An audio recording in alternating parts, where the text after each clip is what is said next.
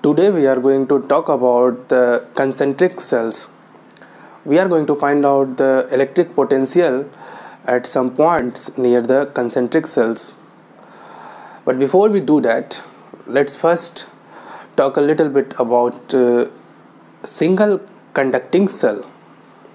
So here we have a conducting cell of radius capital R.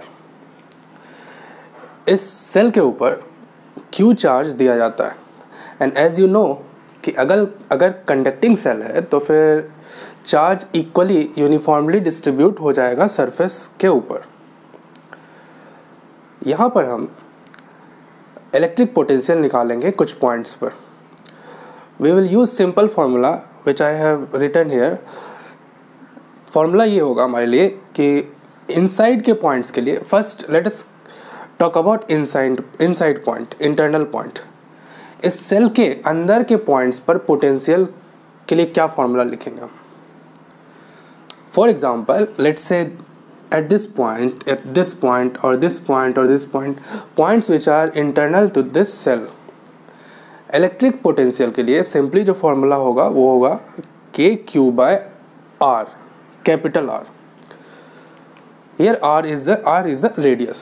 आपको internal point के लिए जो formula use करना है पोटेंशियल का, उसमें आपको रेडियस यहाँ पर ध्यान रखना होगा कि यहाँ पर रेडियस है मेंशन डिनोमिनेटर में.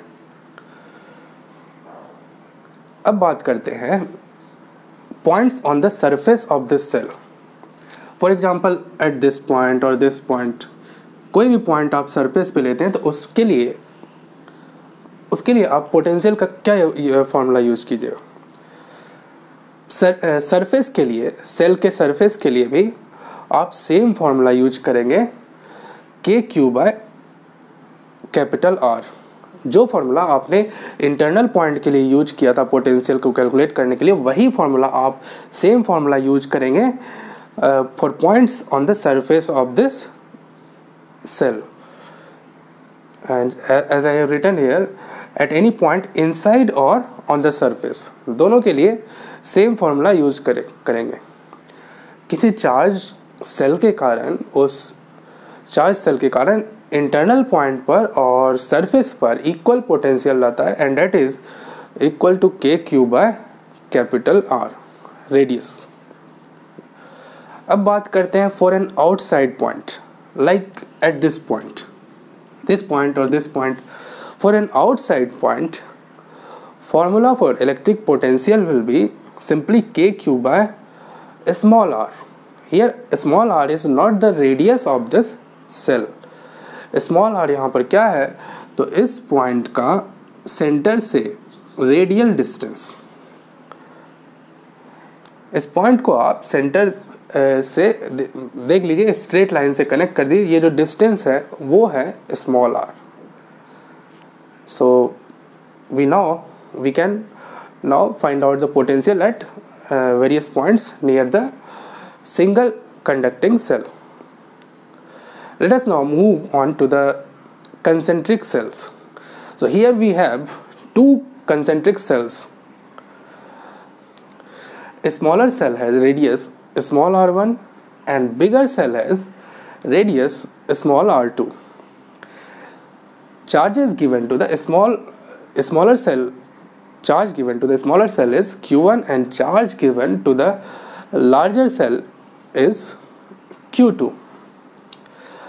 Or now we are going to calculate the electric potential at some points near this cell. सबसे पहला पॉइंट हम लेते हैं इस स्मॉलर सेल के सरफेस पे हम इलेक्ट्रिक पोटेंशियल निकालना चाहते हैं. For example at this point, देखिए इस पॉइंट पर आप इलेक्ट्रिक पोटेंशियल निकालना चाहते हैं तो इस पॉइंट पर जो इलेक्ट्रिक पोटेंशियल होगा वो Q1 चार्ज के कारण भी होगा और Q2 चार्ज के कारण भी होगा. दोनों के कारण इलेक्ट्रिक पोटेंशियल निकाल लीजिए यहाँ पर और दोनों को ऐड कर दीजिए. तो पहले हम Q1 के कारण इस पॉइंट पर इलेक्ट्रिक पोटेंशियल निकालते हैं. देखिए आप Q1 के कारण निकाल रहे हैं इलेक्ट्रिक पोटेंशियल, तो फिर आप Q2 को अभी भूल जाइए. This will be the approach कि जब आप Q1 के कारण, इनर सेल के कारण इस पॉइंट पर पोटेंशियल निकाल रहे हैं तो आप आउटर सेल को आप भूल जाइए अभी। सो Q1 के कारण क्या होगा, Q1 के लिए ये पॉइंट सरफेस का पॉइंट होगा, इनर सेल के लिए ये पॉइंट सरफेस का पॉइंट होगा, और सरफेस के पॉइंट पर पोटेंशियल जो होगा, इस पॉइंट को मैं 1 नाम दे देता हूँ। So potential at point 1 will be V1। Inner cell के लिए ये एक इनर सेल के ये सरफेस पे एक पॉइंट है और इस पॉइंट पर पोटेंशियल होगा KQ/R1। उस सेल का आप रेडियस यूज़ करेंगे, सरफेस के पॉइंट के लिए आप रेडियस को यूज़ करेंगे। अब बात करते हैं इस पॉइंट पर आउटर सेल के कारण कितना पोटेंशियल होगा। देखिए आउटर सेल की बात करेंगे हम तो फिर इनर सेल को आप अभी भूल जाइए। आउटर सेल के लिए के चार्ज के लिए ये पॉइंट 1 एक इंटरनल पॉइंट है, सरफेस के अंदर का पॉइंट है, सेल के अंदर का पॉइंट है आउटर सेल के लिए। और अंदर के पॉइंट के लिए जो फॉर्मूला हम पोटेंशियल का यूज़ करते हैं वो होता है कि यहाँ पर आपको Q1 लिखना होगा, कि Q2 सेल के कारण हम यहाँ पर पोटेंशियल निकाल रहे हैं, क्योंकि इंटरनल पॉइंट है तो इंटरनल पॉइंट के लिए हम इस सेल का रेडियस यूज़ करेंगे KQ2/R2। So this will be the potential due to the outer cell at point 1. Let us now calculate the electric potential at any point on the outer cell. Let's call it point 2. इस point 2 पे हम outer cell के इस point पर हम electric potential निकालना चाहते हैं। तो अगेन इस पॉइंट पर जो इलेक्ट्रिक पोटेंशियल होगा Q1 के कारण भी होगा और Q2 के कारण भी होगा। इस पॉइंट पर इलेक्ट्रिक पोटेंशियल एक एक करके दोनों के कारण इलेक्ट्रिक पोटेंशियल इस पॉइंट पर लिख लीजिए और दोनों को ऐड कर दीजिए। Potential at point 2 will be V2 equals to, देखिए सेल 1 के लिए ये पॉइंट आउटर पॉइंट, और आउटर पॉइंट के लिए क्या होता है KQ1 अपॉन इस पॉइंट का डिस्टेंस देखा जाएगा सेंटर से। इस पॉइंट का डिस्टेंस सेंटर से क्या होगा R2। अब हम इस पॉइंट पर Q2 चार्ज के कारण आउटर सेल के कारण इस पॉइंट पर पोटेंशियल लिखते हैं। आउटर सेल के लिए ये पॉइंट सरफेस का पॉइंट है और सरफेस के पॉइंट के लिए पोटेंशियल होगा KQ2 अपॉन R2। सरफेस के पॉइंट के लिए रेडियस का यूज़ करेंगे, इस सेल का रेडियस यूज़ करेंगे। आइए एक और पॉइंट पर हम इलेक्ट्रिक पोटेंशियल कैलकुलेट करते हैं। Let us take a point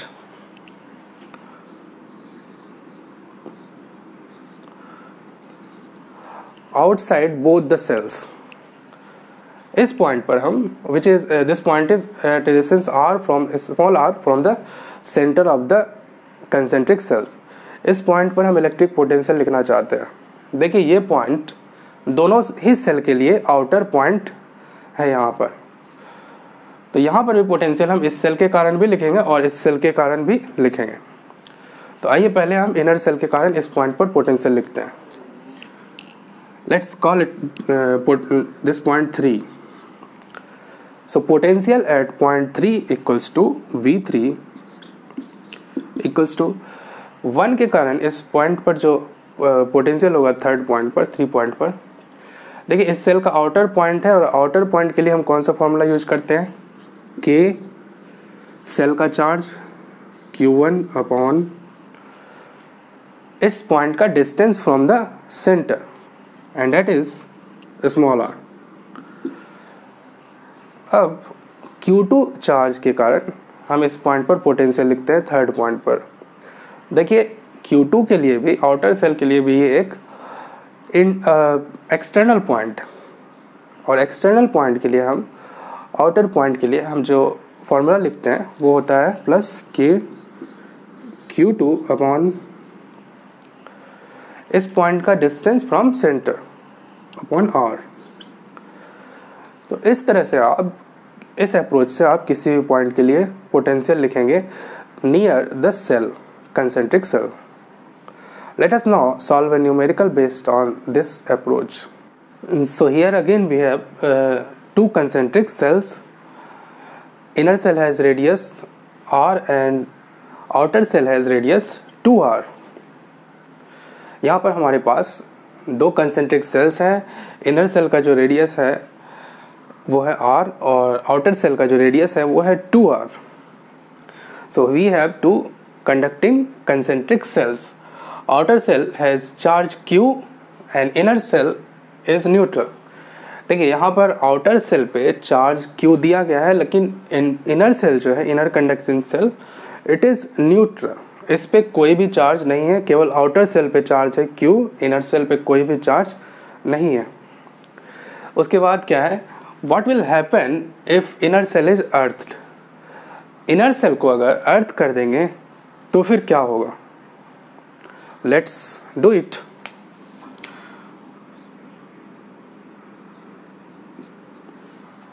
जब भी किसी सेल को आप अर्थ कर देंगे तो उस सेल के सारे पॉइंट्स का पोटेंशियल क्या हो जाएगा, zero. That cell will become zero potential.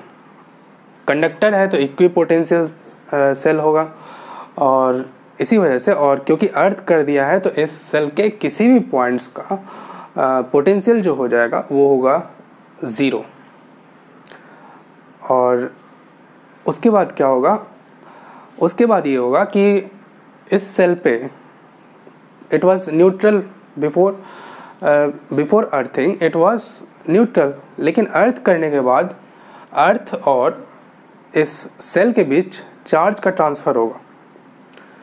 Charge इस सेल पे इतने हो जाएंगे सो डैट कि potential becomes zero on this inner cell here. तो लेट्स एज्यूम कि इस पे क्यू डैश चार्ज आ गया. अर्थिंग के कारण मान लेते हैं कि इस पे चार्ज आ गया q dash. Q dash will be such that the potential, electric potential at this cell, inner cell, due to all the charges here will become zero. ये Q डैश आया कहाँ से, तो ये Q डैश ग्राउंड, अर्थ और cell के बीच में charge का ट्रांसफ़र होगा. Let's see what is the value of Q dash.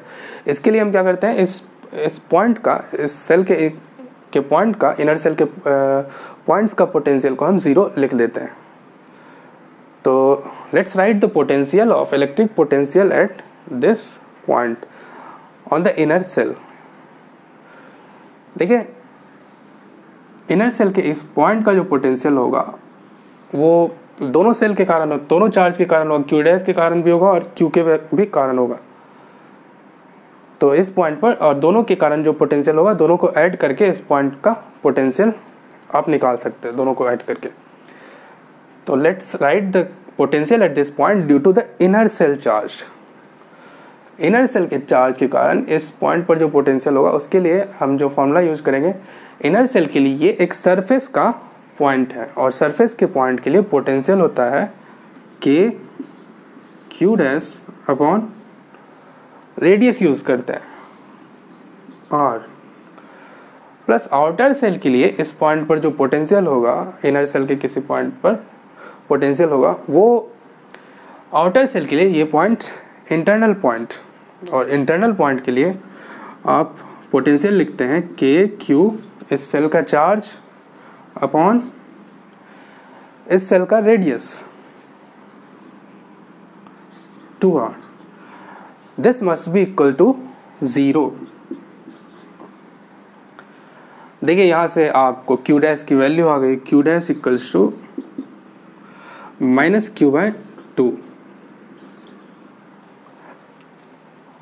इसका मतलब है कि इस जो पहले न्यूट्रल था इनर सेल, उस पर कुछ नेगेटिव चार्ज आ गए हैं अर्थ से, या फिर आप कन्वेंशनली बोल सकते हैं कि this will lose some positive charge. This cell, inner cell will lose some positive charge to the earth. कितना लूज करेगा, तो Q/2 चार्ज अर्थ में चला जाएगा. So this way you can solve the problem related to the concentric cells. This is the approach that we use for solving the questions related to the concentric cells.